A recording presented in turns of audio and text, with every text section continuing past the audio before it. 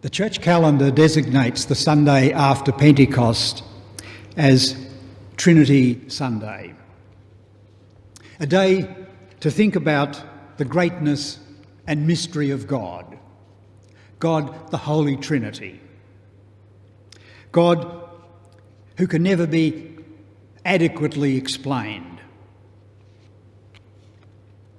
But the older I get, the more I seriously wonder if trying to get our mind around explaining the Trinity is almost like missing the point.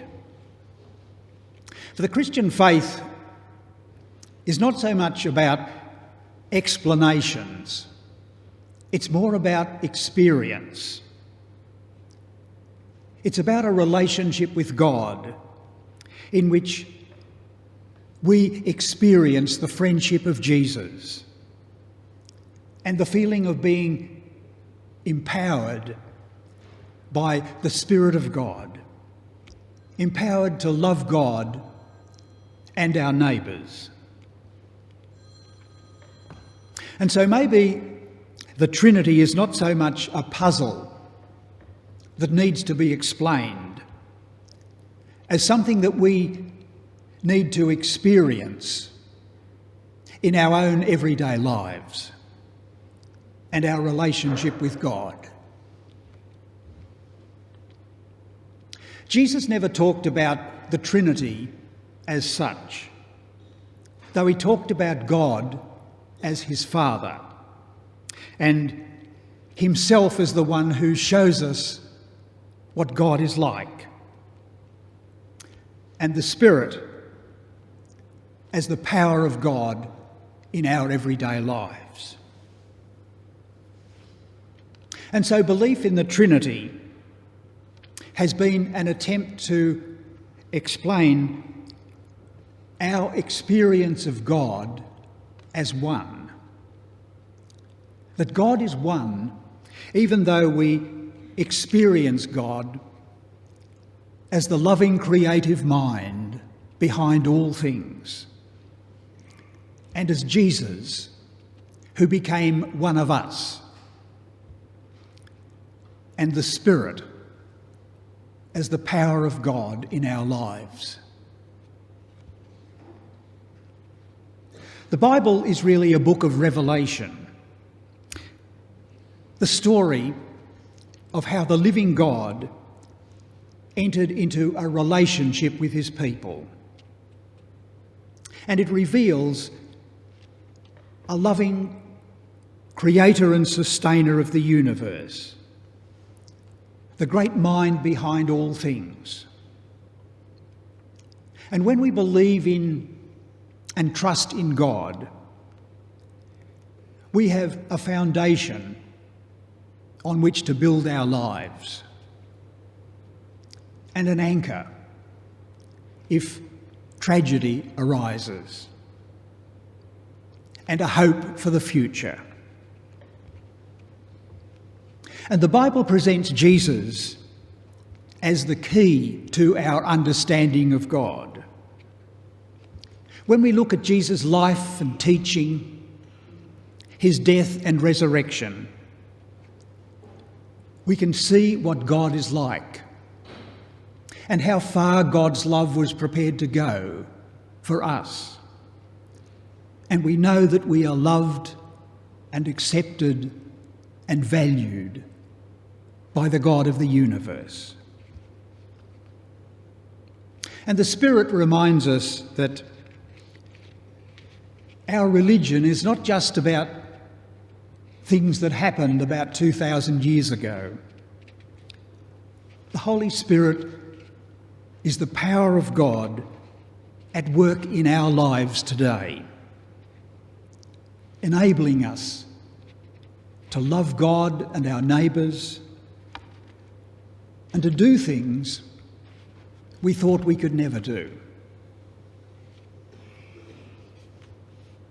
And so perhaps the most important thing is not explaining the Trinitarian puzzle, but understanding that it describes a God who is love in action, and that between the Father and the Son and the Holy Spirit there is total, mutual, self-giving love.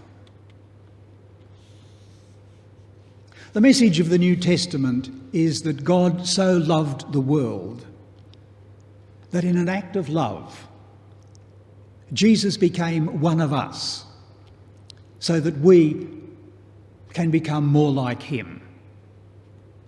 And on the cross, he said, "Father, into your hands I commit my spirit." And he died. And God raised him to life by breathing the Spirit back into him. And so the Trinity reveals a God who exists in a relationship of total self-giving love. And Jesus, who's always been part of that relationship, invites us.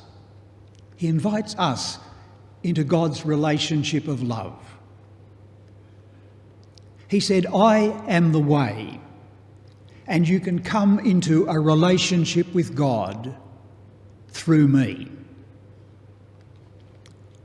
But we don't first have to measure up to some standard of love or to earn our way. We just have to respond in faith to Jesus' invitation. And he said, "Be assured, I am with you always, even to the end of time."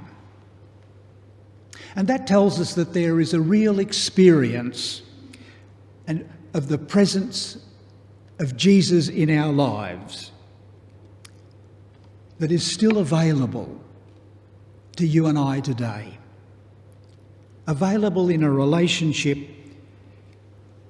where Jesus still comes to meet us in our equivalent of the Emmaus Road or the upper room or the seashore. And I've got to say that that sort of relationship with Jesus is real to me. And for me, there are no audible voices or visions, just an unseen presence that's always there to call, to inspire and challenge, and just be the driving force in my life.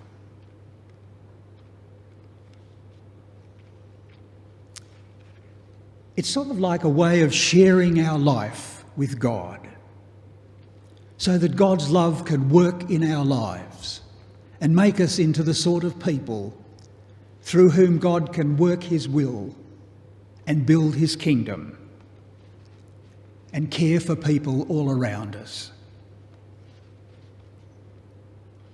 And finding the unseen friendship of Jesus as something that is real in our lives is like finding the pearl of great price. And it's worth everything to have that sort of meaning and purpose and strength and guidance in our lives. Jesus can still be our personal friend, our unseen companion, who's always with us, even if we don't recognise him. He's there to hold us in a relationship of love with God, where God can use us, sometimes in marvellous ways, not always as we expect, but sometimes better than we ever imagined.